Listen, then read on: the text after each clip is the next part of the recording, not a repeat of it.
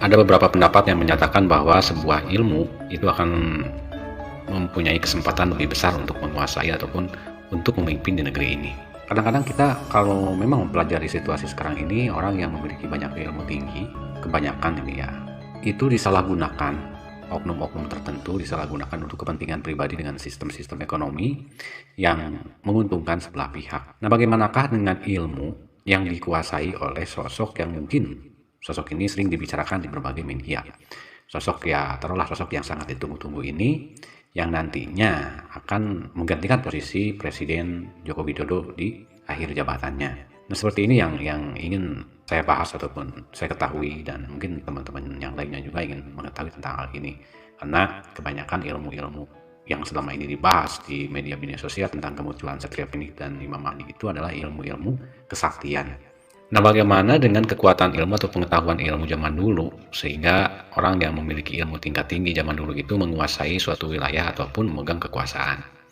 Nah, apa perbedaannya antara orang yang memiliki ilmu zaman sekarang dan orang yang memiliki ilmu zaman dulu? Kalau dulu ilmunya itu adalah ilmu kesaktian ataupun ilmu kanuragan, tapi sekarang itu ilmu-ilmu yang dipelajari oleh para kesatria, kebanyakan itu ilmu-ilmu tentang politik, ilmu tentang kehidupan, dan lain sebagainya. Nah, ilmu seperti apakah yang nantinya akan memimpin Nusantara ini?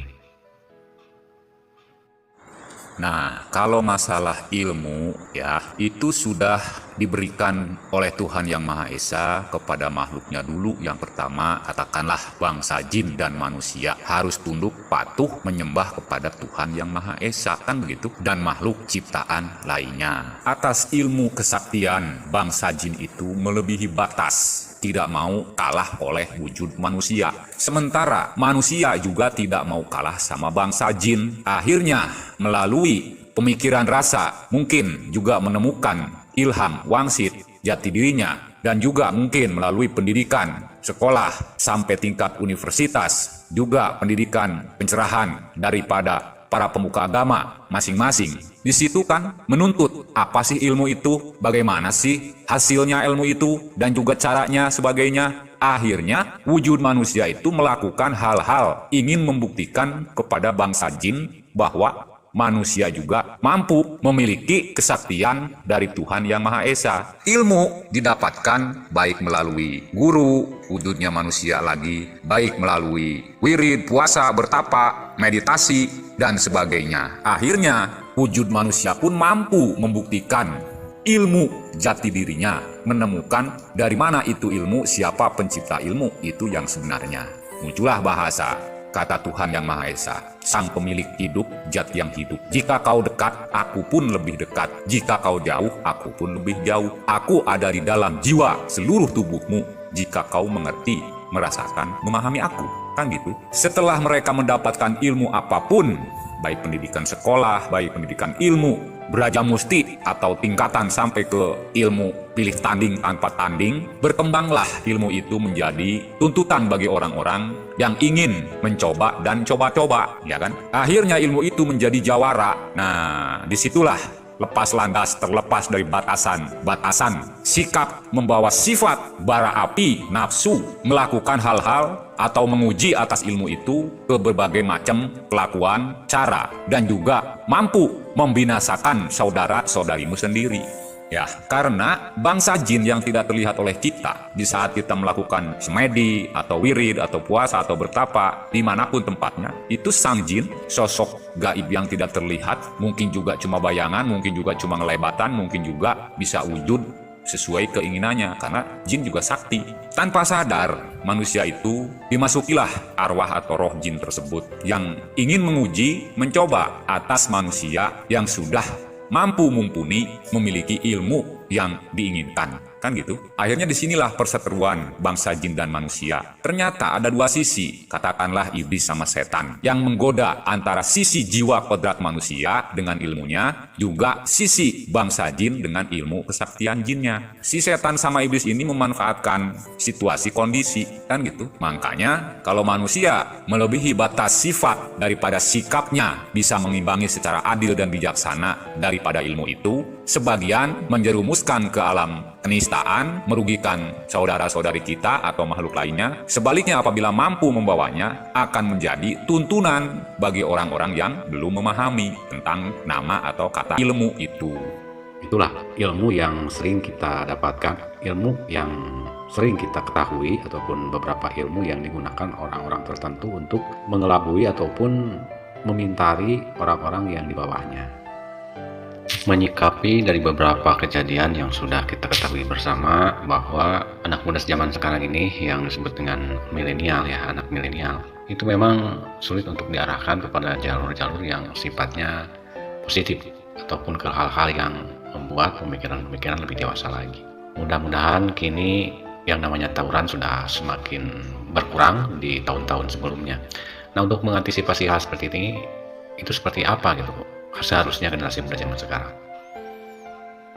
Jadi begini dan muda ya, sebagai generasi muda-mudi tunas bangsa, kamu harus mampu mengolah secara adil bijaksana tentang jati dirimu, kodratmu sebagai laki-laki ataupun perempuan. Yang itu dua sisi berbeda raga badan, tapi tetap satu jiwa, hati, ruh yang suci ya. Jadi dalam hal ini cuma beda raga badannya saja ya. Toh kalau kita sudah lebih memahami, saling tukar pikiran, juga mental dan lain-lain itu yang bermanfaat, yaitu di antara kalian sama ya sebenarnya. Cuma mungkin sebagian gitu ya, sebagian masih dalam proses pembenahan. Semuanya harus melalui proses ya. Itu untuk membentuk jiwa raga badan sakujur menjadi kodrat jati dirinya. Baik, terima kasih. Nah, kemudian tentang sabda kawasa ataupun sabda alam, atau apa yang dimaksud dengan pandita ataupun ucapan, kata-kata, aksara, tulisan, lisan, ucapan kita sendiri, itu seperti apa? Nah, perihal sabda atau sabdo, sabta ya, itu dat ucapan atau suara yang diisi dikuasai oleh sang asma pemilik hidup, zat yang hidup, akan hidup bersama yang hidup untuk yang hidup. Adapun bagi yang sudah mati atau benda mati, itu sudah kembali lah ruhnya sama pemiliknya ya. Kita sebagai manusia yang lebih sempurna daripada makhluk yang lainnya, harus bisa mampu membina diri kita, badan kita, otak kita, hati nurani, akyu, akal kita ya, sesuai keinginan sang pemilik hidup itu, Tuhan Yang Maha Esa. Dan kenapa aksara di sini menjadi sebuah bahasa dan bahasa di sini menjadi sebuah pemersatu ya? Ya kalau kita lihat memang belakangan ini bahasa-bahasa suku, bahasa-bahasa dari masing-masing suku ataupun masing-masing daerah itu agak sedikit berkurang ya dibandingkan dengan bahasa-bahasa yang datangnya dari luar negeri. Ada dari bahasa Inggris, bahasa Jepang, ataupun bahasa Arab dan lain sebagainya. Nah, sejauh mana dampaknya kepada generasi muda yang akan datang tentang bahasa ini? Seakan-akan gini, menggunakan bahasa sendiri itu seakan dianggap sebagai kuno gitu ya. Bahasa kita itu ya boleh dikatakan kalau nggak ada Inggris-Inggrisnya, kalau nggak ada Arab-Arabnya itu kurang pergaulan katanya seperti itu. Bagaimana menyikapi hal ini? Maka dari itu kita harus mampu adil bijaksana melaksanakan budaya bahasa yang baik, yang dimengerti, yang gampang dicerna oleh saudara-saudari kita, baik itu bahasa daerah masing-masing, adapun bahasa nasional dan internasional, kan gitu. Karena di dunia ini mau bicara bahasa Inggris, mau bicara bahasa Arab, bahasa Cina, bahasa daerah negara manapun, kalau ke Indonesia pasti keluarnya dua bahasanya, jawabannya adalah bahasa alfabet. Makanya jika kita semuanya mencintai Indonesia, mengangkat derajat negara Republik Indonesia ke mata dunia, Indonesia kan diisi oleh beragam-ragam suku, bahasa, adat, budaya dipersatukan di Indonesia warna-warninya. Makanya kita sebagai orang Indonesia ya harus mencintai bahasa nasional kita Indonesia menuju internasional. Karena bahasa Indonesia ini atau bahasa daerah rakyat Indonesia sendiri, Indonesia lah yang paling gampang dicerna, paling gampang mengucapkan. Jika di antara seluruh tunas muda bangsa mampu bisa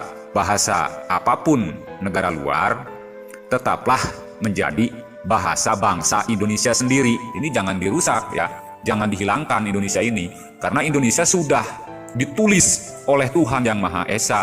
Jadi tolong dipahami, dimengerti tentang Indonesia. Kalau memang mencintai Indonesia, terlahir di negara Nusantara Republik Indonesia ini, cintailah negara bahasa Indonesiamu. Di situ karena ada Indonesia Raya ya, abdi setia dharma negara, juga pejuang rakyat yang membela tanah air ya. Hargai itu ya persatuannya Indonesia untuk Indonesia menjadi negara besar Republik Indonesia Raya.